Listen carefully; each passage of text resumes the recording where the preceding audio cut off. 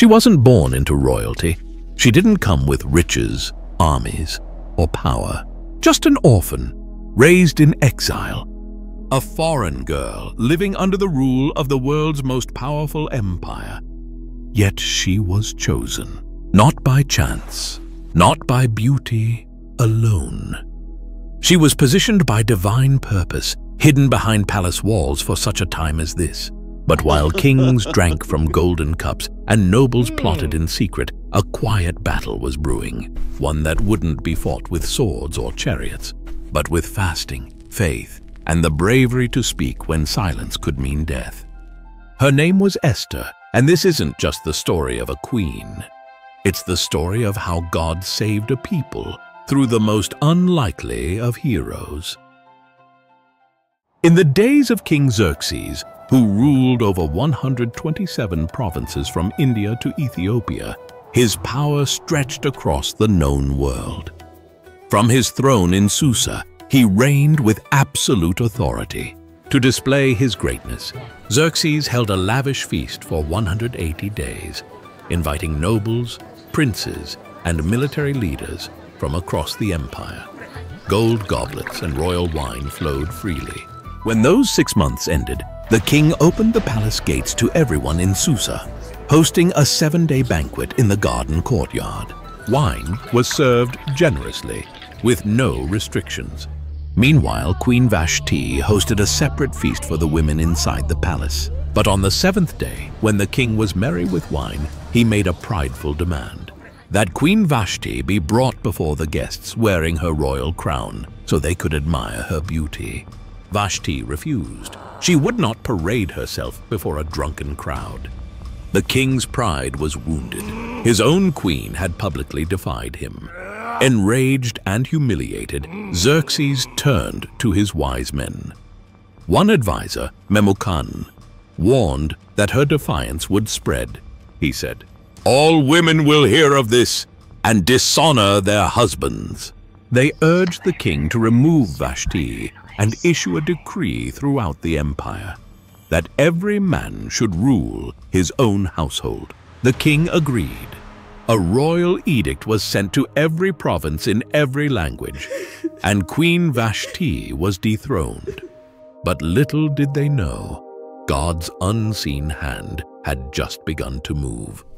As time passed, King Xerxes' anger faded, and he began to reflect on Queen Vashti, her beauty, her bold defiance, and the decree that banished her. Though the law could not be undone, her absence lingered. Sensing the king's mood, his advisors proposed a solution. Let beautiful young virgins be brought from every province. After beauty treatments, the king can choose a new queen to replace Vashti. The king agreed. Messengers were sent across all 127 provinces, and young women were gathered from every corner of the empire, from India to Ethiopia. Among them was Hadassah, known by her Persian name Esther, a young Jewish orphan raised by her cousin Mordecai, a Jew living in Susa. He had taught her to fear God and keep her identity hidden in a foreign land. Esther was taken to the palace and placed under Haggai, the keeper of the women. Immediately, she stood out, not by demanding luxury, but through humility and grace. God gave her favor in everyone's eyes, especially Haggai's. For 12 months, Esther, like all the women, was prepared for her one appearance before the king. When her time came, she entered the king's presence with quiet dignity and strength. And when Xerxes saw her, he was captivated. The king loved Esther more than all the other women. She won his favor, and he placed the royal crown on her head, making her queen in place of Vashti. A royal banquet was held in her honor, a holiday was proclaimed, and gifts were sent across the empire. But no one knew she was a Jew. No one knew God had just placed his servant in the palace, not to be served, but to stand in the gap for his people. Esther continued to live quietly in the king's house, still following the instructions of Mordecai, just as she had when he raised her as a child. Mordecai, meanwhile, spent his days at the king's gate, a place where the city's business was conducted and where royal officials and servants gathered. Though he was no nobleman, God had placed him there with purpose. One day, as Mordecai sat in his usual place, he overheard something chilling. Two of the king's eunuchs, Bigthan and Teresh, who guarded the entrance to the palace, were speaking in hushed, angry tones. Their voices low but full of resentment, they plotted to assassinate King Xerxes. What they intended was treason, the murder of the most powerful man in the world. Mordecai didn't hesitate. He sent word immediately to Queen Esther, who now had direct access to the king. Esther relayed the warning to Xerxes, clearly stating that the information came from Mordecai. An investigation was launched. The matter was examined thoroughly, and the truth was uncovered. The two guards were guilty. They had indeed conspired against the king, and by Persian law, the punishment for such betrayal was swift and brutal. They were hanged on the gallows. The king's life was spared, but the moment passed without fanfare. Mordecai's role in exposing the plot was recorded in the Book of the Chronicles, a royal record of significant events kept in the king's presence. But strangely, no reward was given, no public honor, no recognition, no title, just a name in a book, quietly inked into the records of the empire. By the way, if you find any of these videos interesting or enjoyable, please consider subscribing. These take a long time to make, and it really helps out. After some time, King Xerxes promoted Haman the Agagite to the highest rank among his officials. All were ordered to bow to him, but Mordecai refused. Day after day, Haman saw his defiance and burned with anger. When he learned that Mordecai was a Jew, Haman's hatred grew deeper. He didn't just want to punish Mordecai, he wanted to destroy all Jews throughout the empire. Haman cast lots, Purim, to choose the day. Then he approached the king with deceitful words. There is a certain people scattered through your provinces. They live differently and don't follow your laws. It's not in your interest to tolerate them. The king agreed, giving Haman his signet ring. A royal decree was sent to all 127 provinces. On the 13th day of the 12th month, every Jew, young and old, was to be killed. As the couriers spread the message, Susa fell into confusion. Mourning broke out among the Jews. When Mordecai learned of the decree, he tore his clothes, put on sackcloth and ashes, and wept bitterly in the streets of Susa. Across the empire, Jews fasted, mourned, and cried out as their destruction had been sealed. When Esther heard Mordecai was in mourning, she sent a messenger to him to find out why. Through the messenger, Mordecai urged her to go before the king and plead for her people. But Esther was afraid. She replied, "No one may approach the king without being summoned. The penalty is death, unless he holds out the golden scepter, and I haven't been called for 30 days. Mordecai's answer to the messenger was bold. Do not think you will escape in the palace. If you stay silent, deliverance will come from somewhere else, but you and your family will perish. And who knows? Perhaps you were made queen for such a time as this." Esther's fear gave way to faith. She replied, Go, gather all the Jews in Susa, fast for me for 3 days. I will go to the king, even if it costs me my life. If I perish, I perish. On the third day, dressed in her royal robes, Esther courageously entered the inner court of the palace. The king saw her standing there and extended the golden scepter toward her. With relief and hope, Esther touched the tip of the scepter. Then the king asked warmly, "What is your request, Queen Esther? Even up to half the kingdom, it will be granted." Esther replied, If it pleases the king, come to a banquet I have prepared for you and Haman. The king smiled, intrigued by her invitation, and readily agreed. And both he and Haman attended Esther's banquet. Yet, throughout the meal, Esther did not speak of her petition. Instead, she observed the king closely, her eyes searching for the right moment. Before the meal ended, Esther extended another invitation.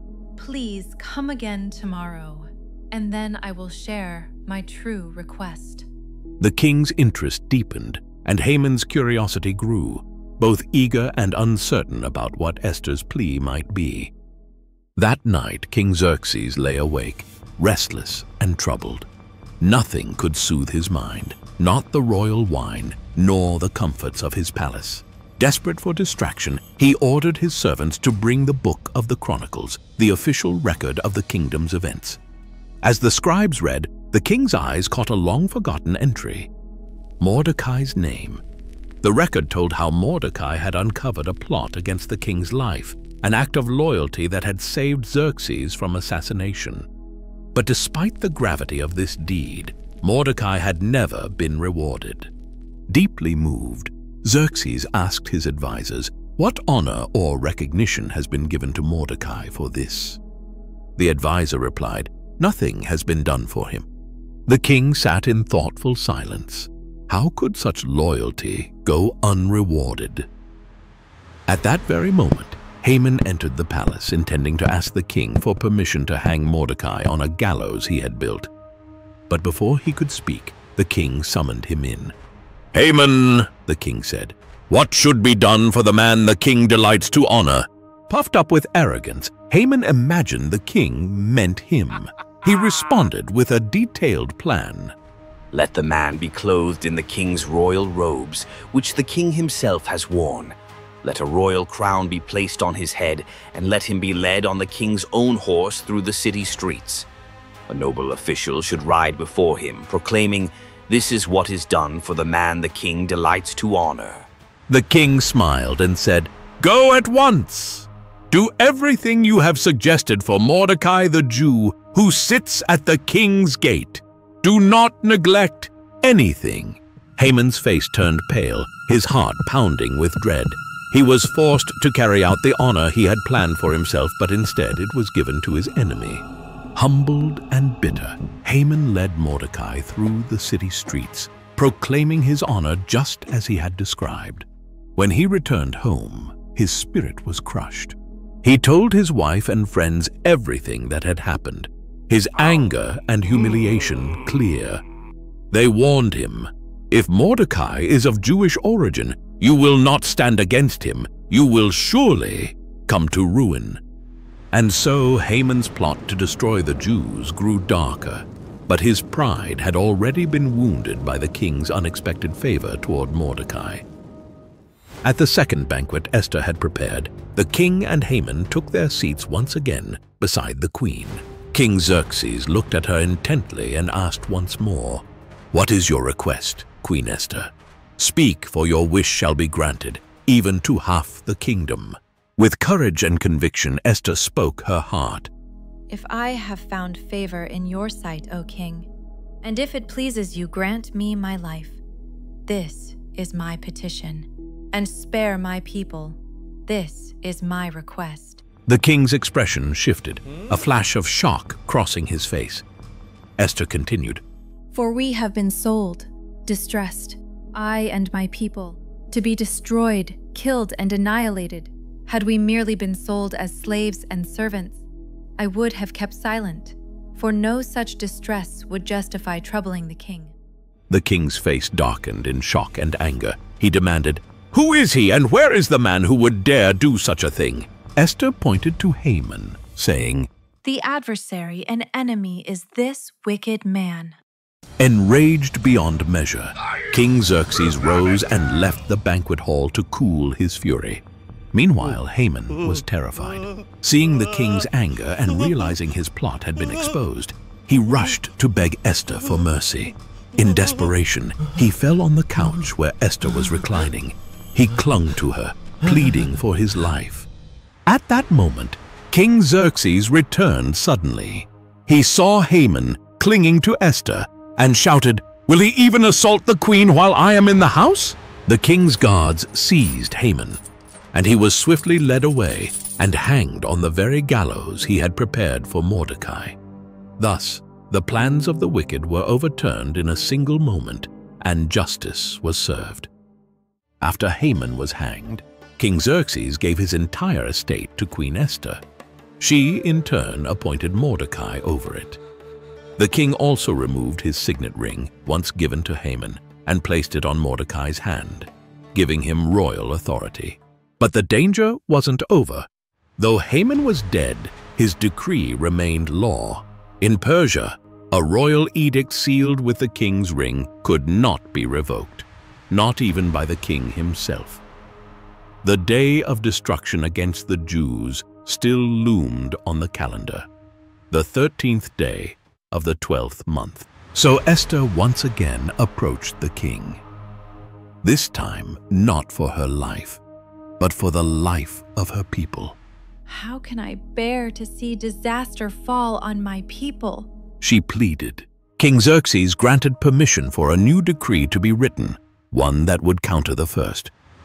Mordecai quickly summoned the royal scribes and wrote in the king's name, "The Jews in every city have the right to assemble and defend themselves. They may destroy anyone who attacks them and take their enemies' goods if needed." This decree was sent out swiftly to all 127 provinces in every language, sealed with the king's ring. As it spread, hope was revived.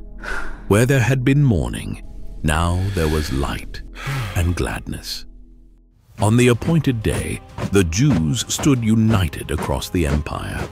With royal protection and newfound courage, they rose up and defeated their enemies. In Susa, 800 attackers were struck down, including Haman's 10 sons, notorious men who had stood by their father's wicked plans, who were later hanged at Esther's request. Esther also asked for one more day of defense in Susa, and the king granted it. Across the empire, 75,000 enemies were defeated.